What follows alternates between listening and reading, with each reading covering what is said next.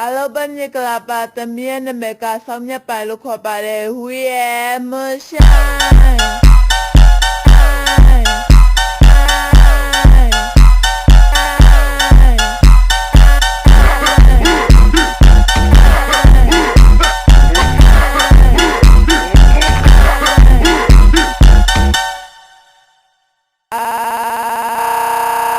ဘယ်မြကလာပါသမီးရဲ့နာမည်ကဆောင်းမြတ်ပိုင်လို့ခေါ်ပါတယ်